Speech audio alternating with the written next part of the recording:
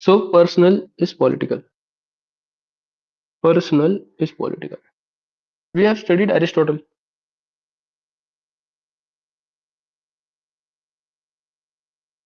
What does Aristotle do in his conception of citizenship? He keeps women out of his conception of citizenship. So women are limited to only household, according to Aristotle. According to Aristotle, what happens is that women are only limited to household, they are only limited to personal sphere, right? So what does Aristotle do? For him, personal sphere and political sphere are two mutually exclusive things, right? This is what personalist political is trying to criticize. Women are not in political sphere. This is what personalist political is trying to criticize,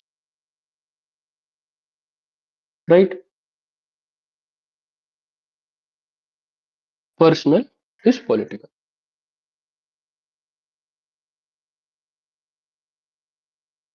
Women are excluded from political sphere. This is the central theme of personalist political. The term was coined by a scholar called Carol Heinz. Carol Heinz. Carol Heinz coined this term, coined this slogan that personal is political. This is essentially the criticism of Aristotle's conception of personal citizenship and political, whereby Aristotle says that women should be limited to household. They are not citizens because they lack reason. They lack reason to work in public sphere, right? Okay. So the first thing that is political is trying to criticize this artificial separation between personal sphere and political sphere. For radical feminists, they say that personal and political are interrelated. They are not mutually exclusive, but they are inclusive of each other. Personal is political. Women should not be limited to personal sphere only. Women should be allowed to work. Women should be allowed to function in public sphere. Women should be allowed to be in political sphere. They should have their opinions heard. Right? They criticize another thing. They criticize that in WPT, in Western political thought, it is generally assumed that head of family, that is man, can represent aspirations of women in public sphere. In society, we hear this term when we learn society, when we study society for UPSC, we learn this term known as Pati, whereby elected representatives, which are women, are represented by their families in public space. This is what radical feminism is trying to criticize by this slogan, personal is political. That head of family can represent aspirations of women of their family in public sphere. This is what personal is political is trying to criticize. Right? Then one more thing is there is this assumption in general that exists in society that family issues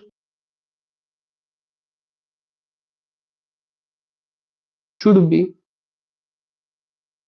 should be limited within four walls.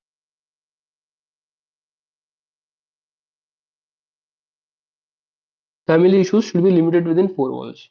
Even if domestic violences happen, that issue should be limited to four walls because it is a private thing. This is what personalist political is trying to criticize as well, right? The fifth assumption that they have, they assume that there is no exploitation in four walls. This is also what they are trying to criticize. Criticizing all these things. They assumption that there is no exploitation within four walls of our house. It is also something which they are trying to criticize, right? So what effectively this slogan is trying to do is to bring attention to neglect of women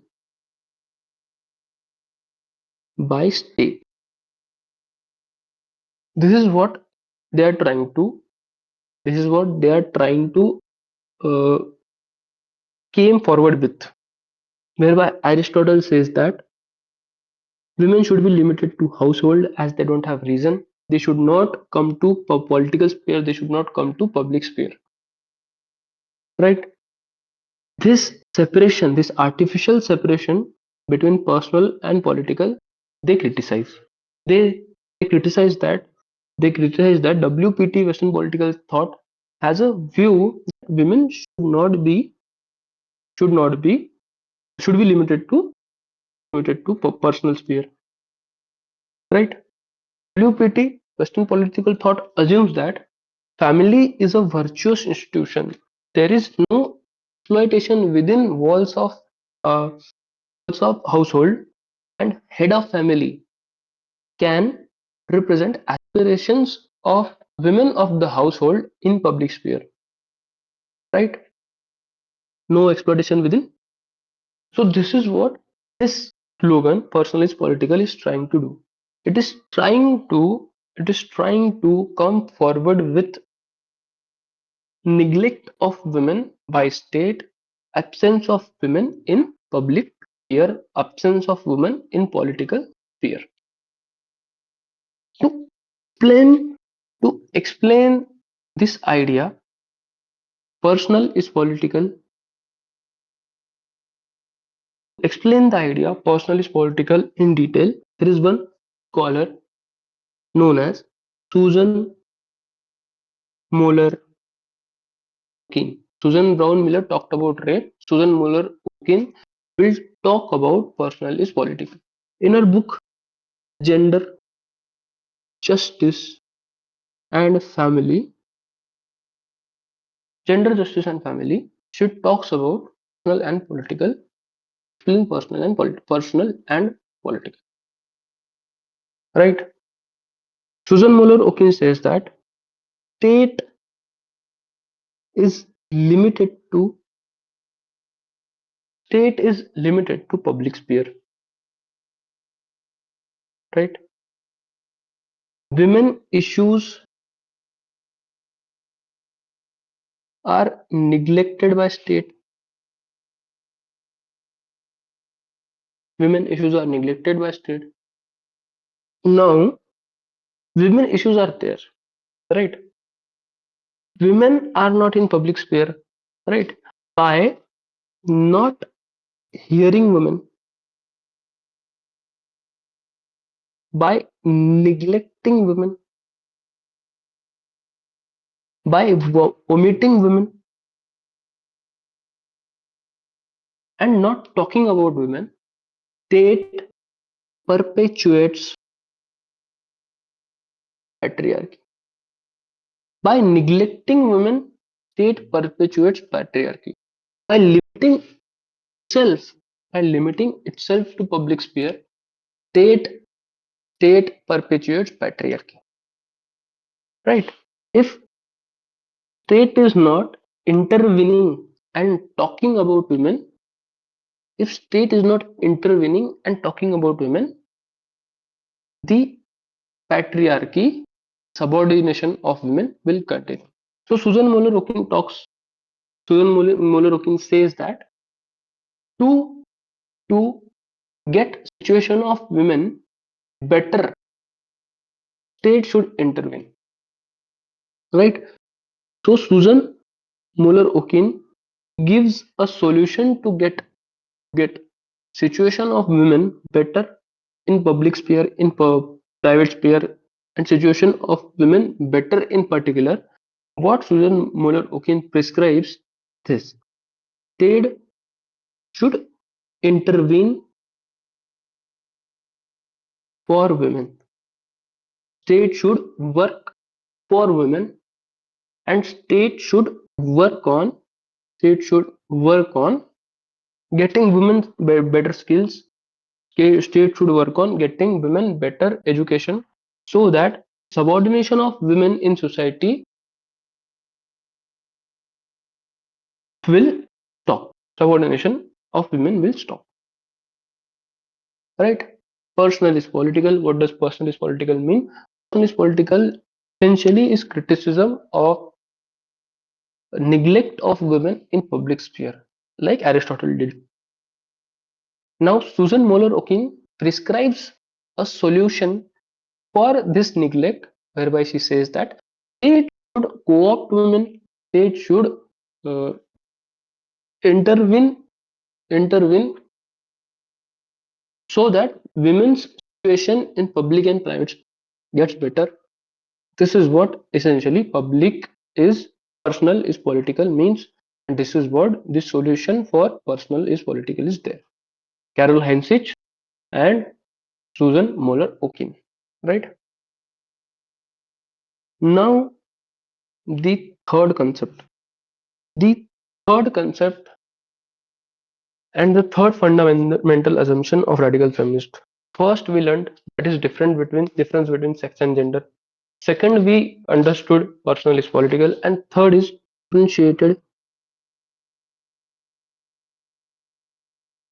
differentiated equality. What does differentiated equality mean? Essentially mean equity. It essentially mean equity. What does essential equity mean? What does equity mean? Equity means that equality, absolute equality is not there, right? Absolute equality is not there. How to explain this? If my capability is X, someone's capability is X plus 20, right? So state will work on me, or state will uh, state will essentially give me benefit of me having less capability, right? This is what equity means. Equality means if we have different capabilities, different social environment, our finish line will be same. Reservation policy in India is like this, right? Reservation policy that takes into account that capability, environment of scheduled tribe, scheduled caste, OBCs is different. Their historical situation is different. That is why there is reservation for them. That is why their cutoffs is less. Right? This is equity. This is equity. So differentiated equality, essentially equity. This concept was given by Iris Marion Young. Right? What does Iris Marion Young says? Iris Marion Young says that men are not women. सबसे पहला the first thing that she says that men are not women, women are not men. There there are historical differences. There is historical injustice that has been done with women. So their situation is different. Right? Situation is different among men and women. The finish line should also be different. Starting line should also be different. right? So she does not say that equality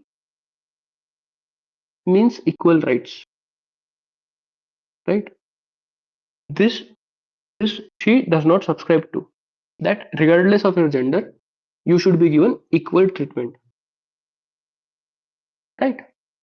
For her, equality is not equal rights, equality is not equal treatment, but for her, equality is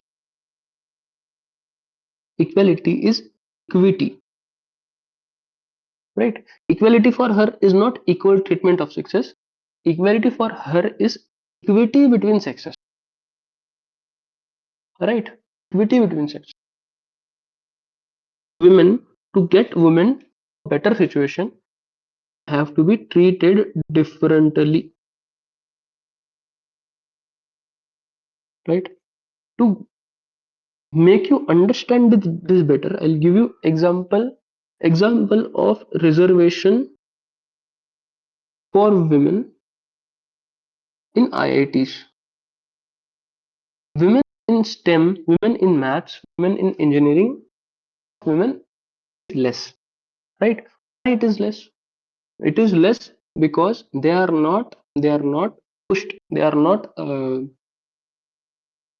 pushed in this sector. They are not pushed into IITs. They are limited to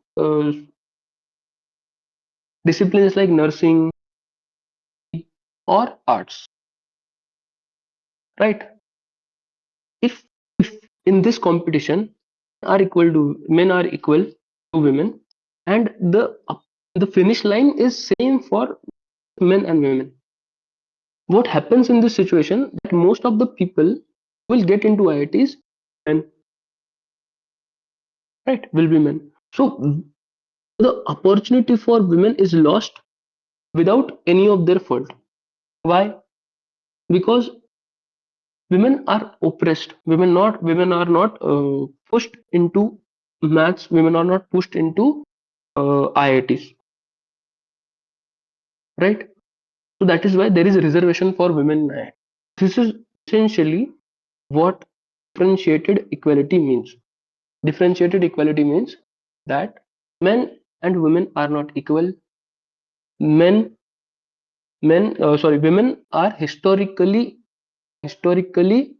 oppressed. Men are historically exploited. Their circumstances are different.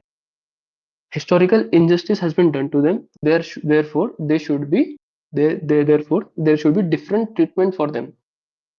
Women should be promoted. Women should be given better treatment. Women should be given differential treatment than men. This is what differentiated equality means. This was basically the idea of radical feminist, right? We have learned about Betty freedom. We have learned about patriarchy. Then we have learned about difference between sex and gender. We have learned about personal is political, and now we have also learned about differentiated equality. So this was the basics of radical feminism. From next lecture, we'll start with existentialist radical feminist, and we'll start with Simone de Beauvoir, and we'll start with existentialism first. We'll try to understand existentialism. Then we'll start with Simone de Beauvoir. We'll try to understand what she means by the second sex. I hope you understood this. I'll see you in the next lecture.